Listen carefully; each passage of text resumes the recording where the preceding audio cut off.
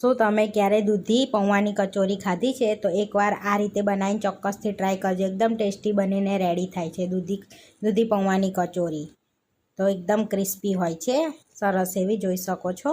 આ રીતની ક્રિસ્પી અને ટેસ્ટી, એકદમ સરસ, ઘરમાં બધાને ભાવશે. હાય ફ્રેન્ડ્સ, આજે હું શેર કરીશ તમારી સાથે દૂધીની કચોરી બનાવવાની રેસીપી. તો એકદમ આપણે પરફેક્ટ રીતે દૂધીની કચોરી બનાવીશું. તો અહીં આગળ એક દૂધી લઈ લીધી છે 200 ગ્રામ જેટલી. 1 કપ મેદો અને 2 ચમચી જેટલો રવો અને પૌવા લીધા છે. તો અહીં આગળ આપણે એક દૂધી લઈ લીધી છે અને આગળ પાછળથી પહેલાં કટ કરી લઈશું આ રીતે અને છોલી લઈશું સરસ એવી દૂધીને આ રીતે. તો અહીંયા દૂધીને આપણે છોલી લીધી છે. હવે આ રીતની મોટી છીનીથી આપણે એને છીની લેવાની છે. મોટી છીનીથી આ રીતે આપણે છીની લઈશું. તો આ દૂધી કૂણી છે એટલે આપણે બિયા હંગાત જ લઈ લઈએ છીએ. તો બિયાનો ભાગ નથી નીકળતો એટલે અને બિયાવાળી હોય તો દૂધીને ઉપરનો ખાલી ભાગ લેવાનો છે આપણે. તો આપણે બધી દૂધી છીની લીધી છે, જોઈ શકો છો. આ રીતે દૂધી બધી છીની લીધી છે આ રીતની. તો હવે દૂધીને આપણે બાફી લઈશું. તો 2 થી 3 ઉભરા ખાલી લાવી દેવાના છે, એટલે પાણીમાં એડ કરી દઈશું દૂધીને. તો અહીંયા દૂધીને ગેસ પર રાખી છે. તો હવે આપણે દૂધીને થવા દઈશું, જેથી બફાઈ જાય દૂધી. 2-3 ઉપરામ તો છીનેલી છે એટલે બફાઈ જશે. તો આપણે દૂધી બફાય છે ત્યાં સુધી લોટ બાંધી દઈશું. તો અહીંયા 1 કપ મેદો લઈ લઈશું અને રવો એડ કરીશું 2 થી 3 ચમચી જેટલો. સ્વાદ પ્રમાણે મીઠું એડ કરીશું આપણે. થોડો અજમો એડ કરીશું, અડધી ચમચી જેટલો, અને થોડુંક તેલ એડ કરીશું. તો હવે બધું મિક્સ કરી લઈશું. તમે ઘી પણ એડ કરી શકો છો. તો 1 ટેબલ સ્પૂન જેટલું ઘી એડ કરી દેવાનું, ઘી એડ કરવું હોય તો. હવે થોડું થોડું પાણી એડ કરીને સરસ એવો મીડિયમ કઠણ લોટ બાંધી લઈશું. બહુ કઠણ નહીં અને બહુ ઢીલો નહીં, એ રીતનો આપણે લોટ બાંધી લેવાનો છે. સરસ એવો લોટ બાંધી લીધો છે. તો આ લોટ બાંધવામાં આપણે 1/4 કપ જેટલું પાણીની જરૂર પડી છે. તો આ રીતનો બહુ ઢીલો નહીં, બહુ કઠણ નહીં, એ રીતે આપણે બાંધી લેવાનો છે. હવે અડધી ટીસ્પૂન આપણે તેલ એડ કરી બસ એવો લોટને આપણે કેળવી લેવાનો છે. આ રીતે સરસ મિક્સ કરતા જઈશું અને કેળવી લઈશું 1 થી 2 મિનિટ સુધી. તો 1 થી 2 મિનિટ સુધી આપણે સરસ એને કેળવી લીધો છે, જોઈ શકો છો. હવે એને રેસ્ટ આપીશું ત્યાં સુધીને આપણે. તો લગીને આપણે દૂધી ચેક કરી લઈશું અને માવો બનાવી લઈશું દૂધીનો. તો ઢાંકીને આપણે રેસ્ટ આપીશું એને. તો આપણે 1 થી 2 ઉભરા આવ્યા છે તો ચેક કરી લઈશું દૂધીને. આ રીતે લઈ અને જોઈ લેવાની છે. તો એકદમ સોફ્ટ થઈ ગઈ છે આપણી દૂધી, જોઈ શકો છો. તો આ રીતે કાનાવાળી ટોપલીમાં આપણે ગાળી લઈશું દૂધીને. તો દૂધીનું બધું પાણી આપણે ગાળી લેવાની છે. દૂધીમાં જરાય પાણીનો ભાગ ના રહેવો જોઈએ. તો આપણે પાણીનો ભાગ આ રીતે દબાઈને નિતારી લઈશું, એકદમ ડ્રાય કરી લઈશું એને, કોરી એમ મીન્સ એમ કોરી કરી લઈશું આ રીતે. તો અહીંયા દૂધીને આપણે ડ્રાય કરી દીધી, બધું પાણી કાઢી લીધું છે, જોઈ શકો છો આ રીતનું. હવે દૂધીમાં બાઇન્ડિંગ આવે એના માટે આપણે પૌવા એડ કરીશું એની અંદર. તો 1 કપ અહીંયા પૌવા લઈ લીધા છે અમે, એને પીસી લઈશું. સરસ એવા પીસી લેવાના છે. તો આપણે પૌવાને પીસી લીધા છે. તમે એમને એમ પણ એડ કરી શકો છો.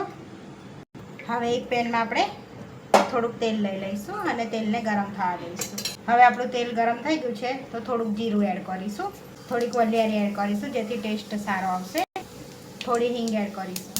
અહીંયા આદુ લસણ મરચાંની પેસ્ટ એડ કરી દઈશું.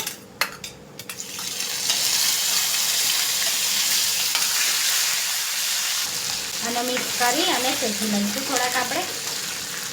હવે આપણે શેકાઈ ગયું છે આ બધું, જેથી કાચો સ્વાદ જતો રહ્યો છે. તો દૂધી એડ કરી દઈશું બાફેલી આપણે અંદર અને મિક્સ કરી દઈશું. હવે ચપટીક લીંબુના ફૂલ એડ કરીશું. તમે લીંબુ બી એડ કરી શકો છો. 1 ટેબલ સ્પૂન ખાંડ એડ કરીશું આપણે. હવે બધું મિક્સ કરી દઈશું આપણે સરસ એવું, અને થોડીક વાર 2 મિનિટ જેવું થવા દઈશું. હવે આપણે થોડુંક મીઠું એડ કરીશું એની અંદર સ્વાદ પ્રમાણે. ચપટી હળદર એડ કરીશું અને મિક્સ કરી દઈશું સરસ એવું. હવે આ માવો ઢીલો છે એટલે આપણે એની અંદર પૌવા એડ કરીશું. તો અહીંયા કોરા એડ કરીએ એટલે સરસ એવું મિક્સ થઈ જશે અને ડ્રાય થઈ જશે. આ રીતે બધું પાણી એબ્ઝોર્બ કરી લેશે.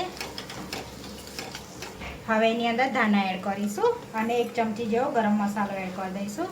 તમે તમારી તીખાશ પ્રમાણે એડ કરવાનું અને બધું સરસ મિક્સ કરી દઈશું આપણે અને 1 મિનિટ માટે થવા દઈશું સરસ એવું. તો આપણે સરસ એવો માવો થઈ ગયો છે, જોઈ શકો છો એક બાઇન્ડિંગ પણ આવે છે. તો આપણો માવો બની રેડી થઈ ગયો છે. હવે ઠંડો થવા દઈશું આપણે એને. આપણે માવો સરસ ઠંડો થઈ ગયો છે. હવે આપણે એની અંદરથી બોલ્સ વાળી લઈશું. તો થોડુંક બેટર લઈ લઈશું આ રીતનું અને આ રીતે બોલ્સ વાળી લઈશું. તો જોઈ શકો છો સરસ એવું બાઇન્ડિંગ પણ આપણે આવે છે પૌવાના લીધે એની અંદર. તો આ રીતે આપણે નાના નાના બોલ્સ વાળી લેવાના છે. તો આપણે બધા બોલ્સ વાળી લીધા છે. હવે આપણે લોટના બી બોલ્સ વાળી લઈશું. તો અહીંયા આગળ રેસ્ટ આપે આપણે લોટને 10 મિનિટ જેવું થઈ ગયું છે. હવે પહેલાં મિક્સ કરી લઈશું આપણે લોટને સરસ એવો સ્મૂથ કરી લઈશું આ રીતે કેળવીને. હવે આપણે એને સરસ કેળવી લીધો છે તો એમાંથી પણ બોલ્સ વાળી લઈશું આ રીતના. તો આના થોડાક મોટા રાખીશું આપણે, જેથી અંદર સ્ટફિંગ ભરવાનું છે ને એટલે. તો અહીંયા આગળ બધા જ બોલ્સ આના પણ આપણે પાડી લીધા છે, વાળી લઈશું. હવે આપણે એક ગુલ્લો લઈ અને આ રીતે પ્રેસ કરી લઈશું. પહેલાં સરસ બધી બાજુ એક વાટકી પૂરી જેવું આપણે બનાવી લઈશું. આ રીતનું પૂરી જેવો શેપ આપી દઈશું પહેલાં. હવે આપણે પૂરીનો શેપ આપી દીધો છે તો એક બોલ્સ મૂકી અને સરસ એને સીલ કરી દેવાનું છે આ રીતે, જેથી આપણો માવો બહાર ના નીકળે તરતી વખતે. એટલે એ રીતનું સરસ સીલ કરી દઈશું આપણે. આ રીતનું પેક કરી દેવાનું છે અને આ રીતે આપણે બધી તૈયાર કરી લઈશું. તો સરસ આપણે પેક કરી દીધી છે, જોઈ શકો છો આ રીતની. તો આપણે બધી કચોરીને ભરી લીધી છે. હવે આપણે વણીશું એને. તો આમ થોડો થોડો લોટ આપણે સ્પ્રિંકલ કરીને ભભરાઈ લઈશું અને આપણે વણાઈને એ રીતના પોલા પોલા હાથે આપણે આ રીતે એને વણીશું આ રીતની. તો બહુ આપણે પાતળી નથી કરી દેવાની, થોડીક થીક જ રાખવાની છે. તો આ રીતે વણી લેવાની છે. જોઈ શકો છો આપણે સરસ એવી કચોરી વણાઈ છે, સહેજે ફાટી નથી. તો બહુ લોટ સ્પ્રિંકલ નહીં કરવાનો, થોડોક સ્પ્રિંકલ કરી લેવાનો છે. આ રીતે આપણે વણી લેવાની છે, જોઈ શકો છો. હવે આ રીતે બધી વણી લઈશું. તો આપણે બધી દૂધની કચોરી રેડી કરી દીધી છે વણીને. હવે તરી લઈશું. તો અહીં આગળ તરવા માટે તેલ મૂકી દીધું છે. તો તેલ સરસ ગરમ થઈ ગયું છે. તો હવે આપણે કચોરી એડ કરી દઈશું. તો આ રીતે આપણે અંદર એક કચોરી એડ કરી છે, બીજી તરાઈને ઉપર આવે એટલે બીજી એડ કરી દઈશું. જોઈ શકો છો આ રીતે. હવે 2 કચોરી આપણે તરાવા દઈશું સરસ એવી. હવે એકદમ ધીમા તાપે આપણે તરા દેવાની છે. તો પલટાઈ લઈશું આ રીતે અને બીજી પણ આપણે એ રીતે પલટાઈ લઈશું સરસ એવી અને ધીમા તાપે આપણે એને તરાવા દઈશું.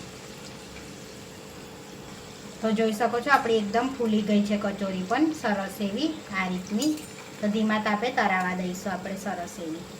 કચોરી તરાઈ ગઈ છે. આ રીતનો કલર રાખવાનો છે આપણે. એકદમ ધીમા તાપે તરીશું તો એકદમ ક્રિસ્પી થશે. આપણે તરાઈ ગઈ છે. તો હવે આપણે પ્લેટમાં લઈ લઈશું. તેલ નિતારીને આ રીતે પ્લેટમાં લઈ લઈશું અને આ રીતે બીજી બધી તરી લઈશું આપણે. કચોરી તરીને રેડી કરી દીધી છે. હવે સર્વ કરી લઈશું. તો અહીં આગળ આપણે કચોરીને અહીં આગળ આપણે ખજૂર આમલીની ચટણી જોડે સર્વ કરે છે. તમે ટોમેટા કેચઅપ જોડે પણ સર્વ કરી શકો છો. અને અહીંયા ગ્રીન ચટણી લઈ લઈશું ધાણા ફુદીનાની, એની જોડે પણ સર્વ કરે છે. તમારે ના ખાવી હોય તો ટોમેટા કેચઅપ જોડે પણ સર્વ કરી શકાય છે. તો કચોરી આપણી રેડી થઈ ગઈ. તો તોડીને બતાવું તો એકદમ સરસ એવી ક્રિસ્પી અને સરસ થઈ છે આપણી કચોરી, જોઈ શકો છો. દૂધીની કચોરી, દૂધી પૌવાની કચોરી બનીને રેડી થઈ ગઈ છે. આ વિડીયો જોવા માટે મારી ચેનલને સબસ્ક્રાઈબ કરો, લાઇક કરો અને શેર કરો અને તમે જરૂરથી ટ્રાય કરો. ફરી મળીશું નવા વિડીયોમાં. કોમેન્ટ કરીને જરૂરથી જણાવજો કે તમને અમારી રેસીપી કેવી લાગી.